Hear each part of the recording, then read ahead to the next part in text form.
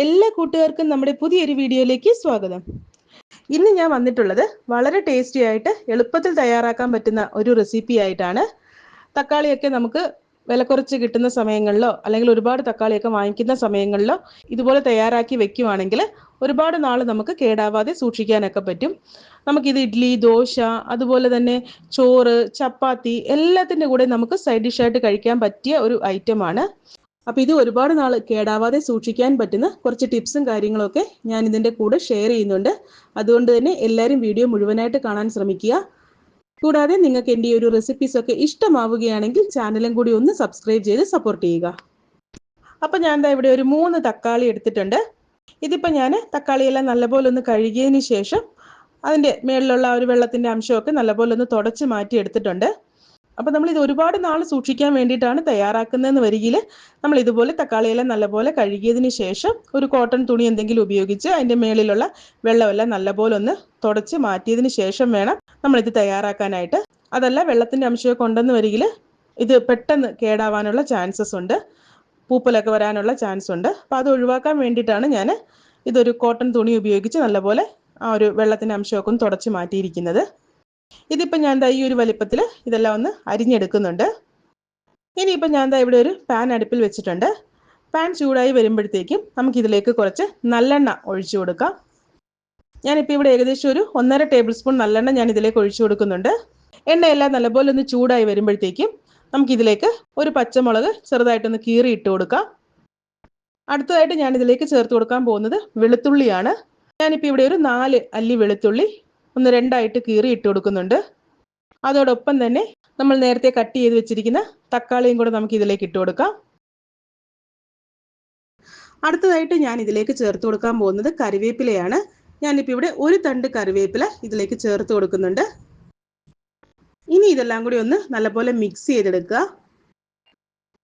അതിനുശേഷം പാത്രം അടച്ചു വെച്ച് തീ ലോ ഫ്ലെയിമിലേക്ക് മാറ്റി തക്കാളിയെല്ലാം നല്ലപോലെ ഒന്ന് വേവിച്ചെടുക്കണം. ഞാനിപ്പോൾ ഇവിടെ ഇതിലേക്ക് വെള്ളം ഒട്ടും തന്നെ ചേർത്ത് കൊടുക്കുന്നില്ല. നമ്മുടെ തക്കാളിയിൽ നിന്നും ഇറങ്ങി വരുന്ന വെള്ളത്തിലാണ് ഇതെല്ലാം ഒന്ന് വെന്ത് വരുന്നത്. ഒരുപാട് നാൾ കേടാവാതെയൊക്കെ നമുക്കിത് സൂക്ഷിക്കണം എന്ന് വരികിൽ നമുക്കിതിലേക്ക് വെള്ളം ഒന്നും ഒട്ടും തന്നെ ചേർത്ത് കൊടുക്കാൻ പാടില്ല. ഞാനിപ്പോൾ ഇത് ഒരു ചെറിയ അളവിലാണ് തയ്യാറാക്കി കാണിക്കുന്നത്. എനിക്കിപ്പോൾ ഇത് 2 ദിവസത്തേക്കൊക്കെ ഉണ്ടാവുകയുള്ളൂ. അപ്പോൾ ദാ ഒരു 10 മിനിറ്റ് ആയിട്ടുണ്ട്. ആ ഒരു സമയം കൊണ്ട് തന്നെ നമ്മുടെ തക്കാളിയിൽ നിന്നുള്ള വെള്ളമെല്ലാം ചെറുതായിട്ട് ഇങ്ങനെ ഇറങ്ങി വരുന്നുണ്ട്. അപ്പോൾ ഇടയ്ക്ക് പാത്രം തുറന്ന് ഒന്ന് ഇളക്കി കൊടുക്കാൻ മറക്കരുത്. അപ്പോൾ ഇതാ കണ്ടില്ലേ, നമ്മുടെ തക്കാളിയിൽ നിന്നുള്ള വെള്ളമെല്ലാം നല്ലപോലെ ഇറങ്ങി വന്നിട്ടുണ്ട്. ഈ സമയം ഞാൻ ഇതിലേക്ക് ഒരു ചെറിയ നെല്ലിക്ക വലിപ്പത്തിലുള്ള പുളിയും കൂടി ഈ സമയം ഞാൻ ഇതിലേക്ക് ചേർത്ത് കൊടുക്കുന്നുണ്ട്. അപ്പോൾ തക്കാളിയിൽ അത്യാവശ്യം പുളിയുണ്ട്, എന്നാലും അതിൻ്റെ കൂടെ എക്സ്ട്രാ ഒരു പുളിക്ക് വേണ്ടിയിട്ടാണ് ഞാനിത് ചേർത്ത് കൊടുക്കുന്നത്. അപ്പോൾ ഇത് ചേർത്ത് കൊടുത്തു എന്ന് വെച്ചിട്ട് ഒരുപാട് പുളിയൊന്നും ആവില്ല, ആവശ്യത്തിനുള്ള പുളിയേ ഉണ്ടാവത്തുള്ളൂ. ഇനിയിപ്പോൾ ഞാനിവിടെ വീണ്ടും പാത്രം അടച്ചു വെച്ച് തക്കാളിയെല്ലാം ഒന്നും കൂടി ഒന്ന് കുക്ക് ചെയ്തെടുക്കുന്നുണ്ട്. നമ്മുടെ ആ ഒരു തക്കാളിയിൽ നിന്നും ഇറങ്ങി വന്നിരിക്കുന്ന വെള്ളമെല്ലാം കുറച്ചും കൂടി ഒന്ന് വറ്റി വരണം. അതോടൊപ്പം തന്നെ തക്കാളി ഒരു അല്പം കൂടി ഒന്ന് വെന്ത് വരാനുണ്ട്. അപ്പോൾ ഇതാ നമ്മുടെ തക്കാളിയെല്ലാം ഇവിടെ ആവശ്യത്തിന് വെന്ത് വന്നിട്ടുണ്ട്. ഞാനിപ്പോൾ ഇവിടെ സ്റ്റൗ ഓഫാക്കിയിരിക്കുകയാണ്. ഇനിയിപ്പോൾ ഇത് നല്ലപോലെ തണുത്തതിന് ശേഷം ബാക്കി കാര്യങ്ങൾ ഓരോന്നായിട്ട് ചെയ്തെടുക്കാം. അപ്പോൾ ഞാൻ ഇവിടെ തണുക്കാനായിട്ട് മാറ്റി വെച്ചിരുന്ന നമ്മുടെ തക്കാളിയുടെ കൂട്ടെല്ലാം നല്ലപോലെ തണുത്ത് വന്നിട്ടുണ്ട്. ഞാനിപ്പോൾ ഇതൊരു മിക്സിയുടെ ജാറിലേക്ക് മാറ്റുകയാണ്. നല്ലപോലെ തണുത്തതിന് ശേഷം വേണം നമ്മളിത് മിക്സിയുടെ ജാറിലേക്ക് മാറ്റാനായിട്ട്. ഇനി ഇതെല്ലാം കൂടെ നല്ല പേസ്റ്റ് പോലെ നമുക്ക് അരച്ചു കൊണ്ടുവരാം. അപ്പോൾ ഇത് അരയ്ക്കുന്ന സമയത്ത് നമ്മൾ ഇതിലേക്ക് വെള്ളമൊന്നും ഒട്ടും തന്നെ ചേർത്ത് കൊടുക്കുന്നില്ല. ആ ഒരു തക്കാളിയിൽ ബാക്കി ഉണ്ടായിരുന്ന വെള്ളം ഉണ്ടല്ലോ, ആ ഒരു വെള്ളമാണ് നമ്മൾ ഇതിലേക്ക് ചേർത്ത് കൊടുക്കുന്നത്. അപ്പം ഞാൻ ഇതെല്ലാം ഒന്ന് നല്ലപോലെ അരച്ചു കൊണ്ടുവരാം. ഇനിയിപ്പോൾ ഞാൻ ഇവിടെ ഒരു പാൻ അടുപ്പിൽ വെച്ചിട്ടുണ്ട്. പാൻ ചൂടായി വരുമ്പോഴത്തേക്കും നമുക്കിതിലേക്ക് കുറച്ച് നല്ലെണ്ണ ഒഴിച്ചു കൊടുക്കാം. എണ്ണ ചൂടായി വരുമ്പോഴത്തേക്കും നമുക്കിതിലേക്ക് കുറച്ച് കടുകിട്ടൊന്ന് പൊട്ടിക്കാം. കടുകെല്ലാം നല്ലപോലെ ഒന്ന് പൊട്ടി വരുമ്പോഴത്തേക്കും ഞാനിപ്പോൾ ഇതിലേക്ക് 1 ടേബിൾ സ്പൂൺ അളവിൽ ഉഴുന്നുപരിപ്പ് ചേർത്ത് കൊടുക്കുന്നുണ്ട്. അതോടൊപ്പം തന്നെ 1 ടേബിൾ സ്പൂൺ അളവിൽ കടലപ്പരിപ്പും കൂടെ നമുക്കിതിലേക്ക് ചേർത്ത് കൊടുക്കാം. അടുത്തതായിട്ട് ഞാൻ ഇതിലേക്ക് ചേർത്ത് കൊടുക്കാൻ പോകുന്നത് ഒരു 2-3 വറ്റൽമുളക് ചെറിയ ചെറിയ പീസസ് ആക്കി കട്ട് ചെയ്ത് ചേർത്ത് കൊടുക്കാം.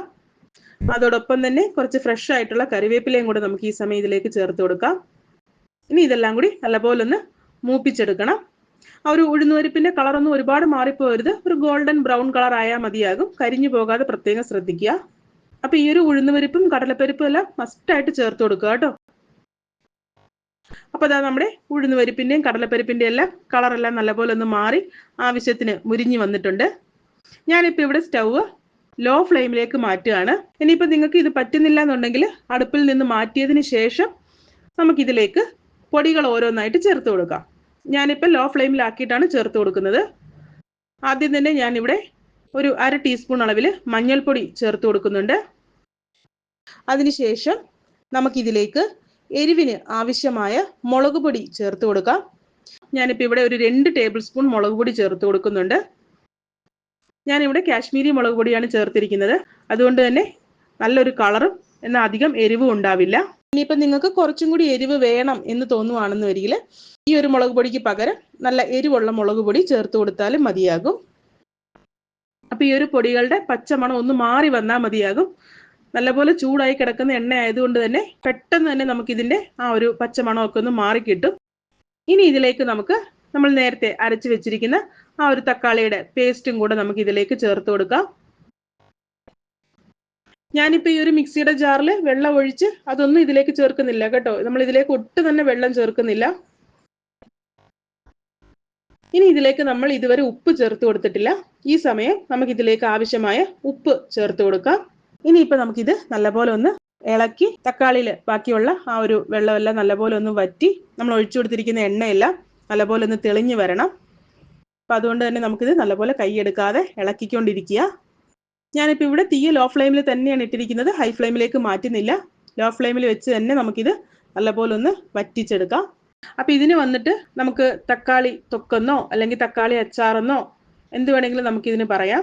ഇതിപ്പോൾ നമുക്ക് തക്കാളി ഒരുപാട് വാങ്ങിക്കുന്ന സമയങ്ങളിലോ അല്ലെങ്കിൽ തക്കാളിക്ക് വിലക്കുറവുള്ള സമയത്ത് തക്കാളി വാങ്ങിക്കുമ്പോഴോ നമുക്കും കൂടി സമയം ഉണ്ടെങ്കിൽ ഇതുപോലെ തക്കാളി തയ്യാറാക്കി വെക്കുവാണെങ്കിൽ ഒരുപാട് നാൾ നമുക്കിത് കേടാവാതെ സൂക്ഷിക്കാൻ പറ്റും. ബാച്ചിലേഴ്സ് ആയിട്ട് നിൽക്കുന്നവർക്കൊക്കെ ഒരുപാട് യൂസ്ഫുൾ ആയിട്ടുള്ളൊരു റെസിപ്പിയാണ്. തന്നെയല്ല ഇപ്പോൾ നമ്മൾ ജോലിക്കൊക്കെ പോവുകയാണെങ്കിൽ തന്നെയും നമുക്ക് രാവിലെ ബ്രേക്ക്ഫാസ്റ്റ്, ഡിന്നർ അതിൻ്റെയൊക്കെ കൂടെ നമുക്ക് സൈഡ് ഡിഷ് ഒന്നും ഉണ്ടാക്കിക്കൊണ്ടിരിക്കേണ്ട ആവശ്യമില്ല. ഇത് വന്നിട്ട് നമുക്ക് ദോശ, ഇഡ്ഡലി, അതുപോലെ തന്നെ അപ്പം, ചപ്പാത്തി എല്ലാത്തിൻ്റെ കൂടെ നമുക്ക് സൈഡ് ഡിഷായിട്ട് കഴിക്കാൻ പറ്റിയ നല്ലൊരു തക്കാളി അച്ചാറാണിത്. തന്നെയല്ല ഇത് വന്നിട്ട് നമുക്ക് ചോറിൻ്റെ, കഞ്ഞിയുടെ, തൈര് സാദത്തിൻ്റെ ഒക്കെ കൂടെ നമുക്ക് നല്ലൊരു സൈഡ് ഡിഷാണ് ഈ ഒരു തക്കാളി അച്ചാർ എന്ന് പറയുന്നത്. പ്രത്യേകിച്ച് നമ്മൾ ട്രാവലൊക്കെ ചെയ്യുന്ന സന്ദർഭങ്ങളിൽ ഫുഡൊക്കെ കയ്യിൽ കരുതുന്നവരാണെങ്കിൽ ഇതുപോലൊരു തക്കാളി അച്ചാർ നമ്മൾ കയ്യിൽ കരുതുവാണെങ്കിൽ വളരെ നല്ലതായിരിക്കും. തന്നെയല്ല നമുക്ക് സാധാരണ നമ്മുടെ ചോറുണ്ടല്ലോ, ആ ചോറിൻ്റെ കൂടെ നമ്മൾ ഈ ഒരു തക്കാളി അച്ചാർ അതും കൂടി ഇട്ട് നല്ലപോലെ മിക്സ് ചെയ്ത് സൈഡ് ഡിഷായിട്ട് നമുക്കൊരു സലാഡോ പപ്പടമോ ഒക്കെ ഉണ്ടെങ്കിൽ കഴിക്കാനായിട്ട് വളരെ ടേസ്റ്റി ആയിട്ടുള്ള ഒന്നാണ്. നമ്മൾ ഇതിലേക്ക് വെള്ളം ഒന്നും ഒട്ടും തന്നെ ചേർത്തിട്ടില്ലാത്തത് കൊണ്ട് തന്നെ ഒരുപാട് നാൾ കേടാവാതെ സൂക്ഷിക്കാനൊക്കെ പറ്റും. ഇതിപ്പോൾ നമുക്ക് നല്ലപോലെ തണുത്തതിന് ശേഷം എയർ ടൈറ്റ് ആയിട്ടുള്ള ഒരു കണ്ടെയ്നറിൽ ഇട്ട് നമ്മൾ സൂക്ഷിക്കുകയാണെന്ന് വരികിൽ ഒരുപാട് നാൾ കേടാവാതിരിക്കും. നമ്മളിത് ഇട്ട് വയ്ക്കാൻ ഉപയോഗിക്കുന്ന ആ ഒരു ജാറും നല്ലപോലെ കഴുകി തുടച്ച് വേണം എടുക്കാനായിട്ട്. വെള്ളത്തിൻ്റെ അംശമൊന്നും ഒട്ടും തന്നെ ഉണ്ടാവാൻ പാടില്ല. അപ്പോൾ അതാ കണ്ടില്ലേ, നമ്മൾ ഒഴിച്ചു കൊടുത്ത എണ്ണയെല്ലാം ഇവിടെ നല്ലപോലെ ഒന്ന് തെളിഞ്ഞ് വന്നിട്ടുണ്ട്.